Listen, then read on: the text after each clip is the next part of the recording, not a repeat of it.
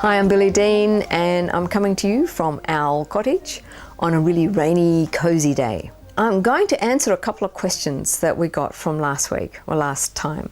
One of those questions was, how do we do activism, understanding the law of attraction, if we get really angry about something or we've got a lot of energy going into something that's wrong in the world? Well, it follows that, are we going to make more of it?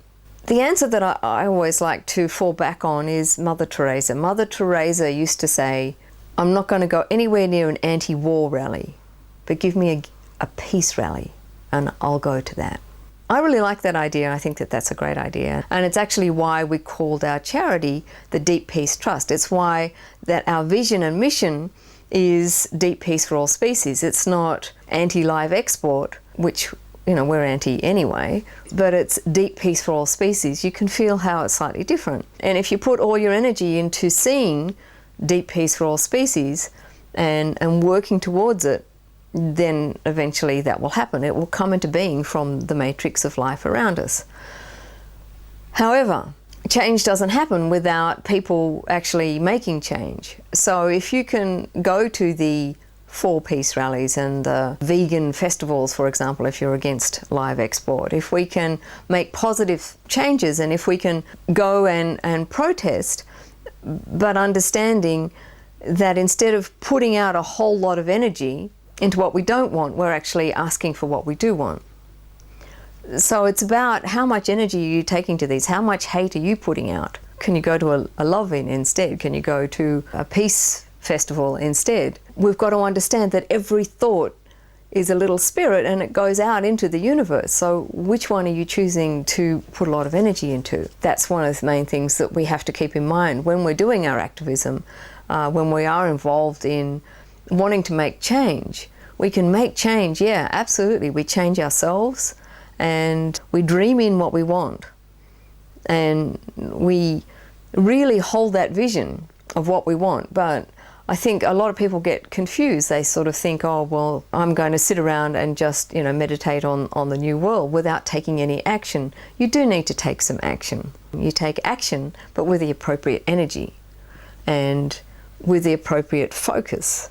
Right now, we're in a situation where the world that we know it is collapsing. We've got illusions just breaking down. Everything is changing.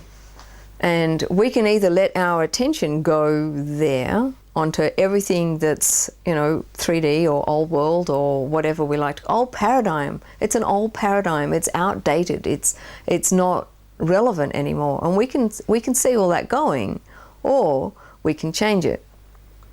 And we can put our focus on what we want. If you go and see any movies or you read many books, how many do you see with a positive future?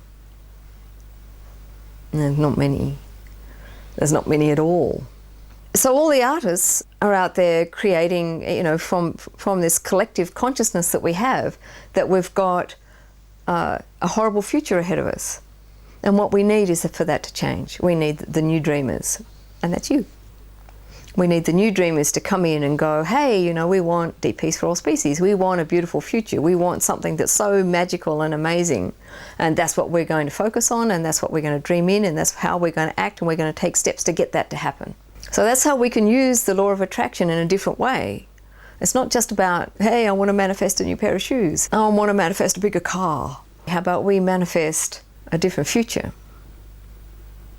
How about we focus on the sort of life we really want? And you can imagine the power of everyone focusing on a life that they really want, that included animals in their circle of compassion, that included the earth in their circle of compassion. Whatever your issue is that you feel strongly about, then how about you see through your imagination what you really want to see, and focus on that, and then take the steps to be that.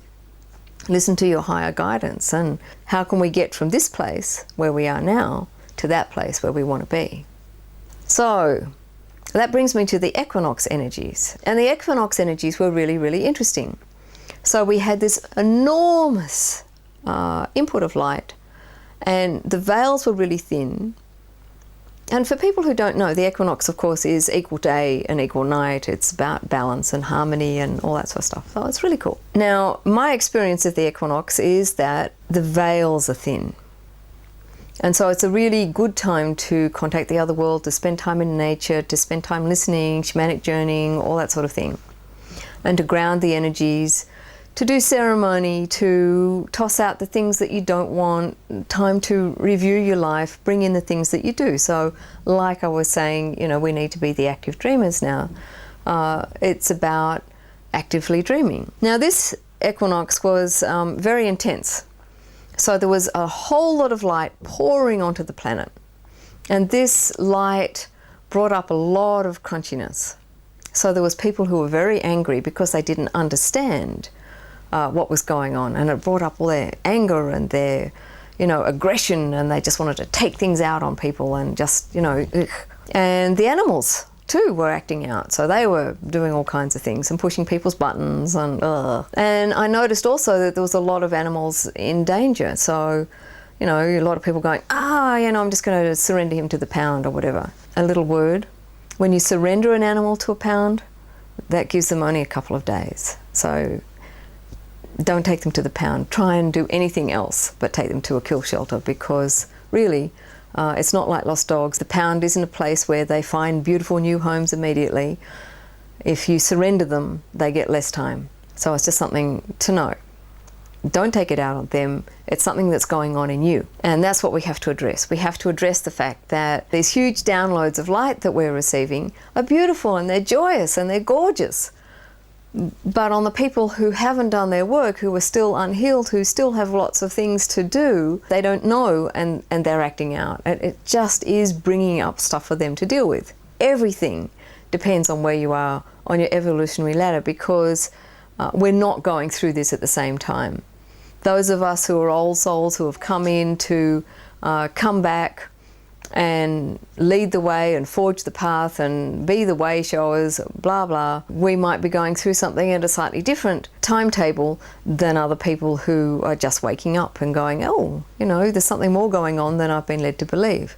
So the equinox for me meant that there was this incredible balance. There was, you know, I could sense all the angry energy that was coming from the world and from people, and the animals were unhappy, not all of them, but there was all this sort of unrest and unease and what I call the crunchy energies. And on the other side, there was all this love and human kindness and beauty that was going on. And there was this open portal. And so it was very, very easy to journey. And I can remember thinking over the weekend, you know, it's weird. I'm in two dimensions at once. I could see that there was two worlds. There was an open gateway, and so we were living in two dimensions at once, or at least I was.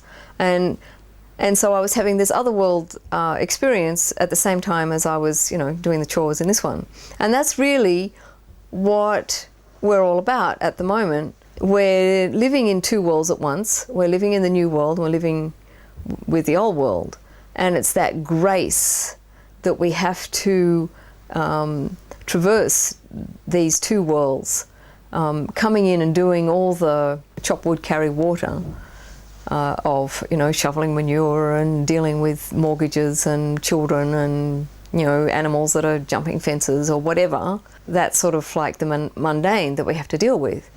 And then being able to very easily be transported into other worlds and dreaming that world back in and trying to remember how we were as richly as we can. The big thing that came through for me while I was journeying in the other world was this message of living a life of enchantment, of remembering our old magic. And I'm not talking about, you know, casting spells or anything. I'm talking about the magic of everyday life. I'm talking about the magic of being in a body and being enchanted by life. We've forgotten that. Children remember it. Animals remember it.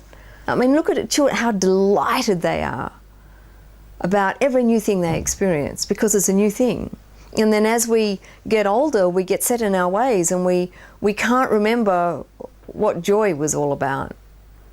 And that's the thing that we have to remember. We have to remember joy and magic. And it's about looking at life with fresh eyes, and really fresh eyes, knowing that the world that we inhabit is simply an illusion, and knowing that we can anchor in a new world that we really, really want. We can do that by latching on to the beauty and the truth and following our heart intelligence. We can do that by going, you know what's really true? And that's this forest, that's this bushland, that's this stream, that's this little creek, that's this river, that's this ocean, that's this sand. You know, that's beauty. That's what the earth gives us. And that is what we have to honor and cherish. These amazing species, you know, instead of putting all our anger that's been brought up into, oh, you know, the dog's gone and, you know, chewed that again, I'm just going to get rid of him, which is, you know, what's happening. Instead, focus on, look at these amazing beings. Look at the amazing being who can stay in joy just with a ball. Look how much delight that they have and that they can give us. And look at this horse. Get off the horse and get to know the horse. Go for a walk with the horse side by side. Spend time getting to know this being. They're not motorbikes. Find the magic of relationships and connections. So it's back to nature, nature, nature. Nature is truth and nature is beauty. That's the new world that we want to seed into the collective consciousness. If we can anchor that in, if we can focus more on the beauty of the world, look at all the beautiful species. Look at the complexity of a human species. Now, we might be a caterpillar stage, you know, and I know a lot of animal people don't really like other humans very much. Let's get beyond that. Let's see the beauty that we can all develop into. Let's understand that we're all on a journey and that we're all flowering at different times. And that beauty is inherent in all of us. To me, what the big message was from the equinox is to anchor in the beautiful world, stay in enchantment, stay having joy and reveling in the beauty of this world and bringing in the magic of the other world and anchoring it into the earth.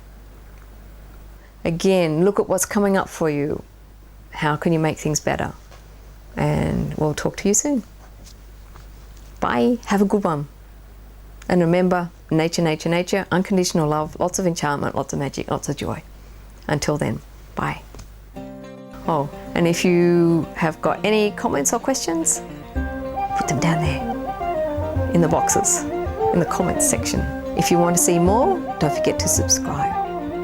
Okay, talk soon. Bye.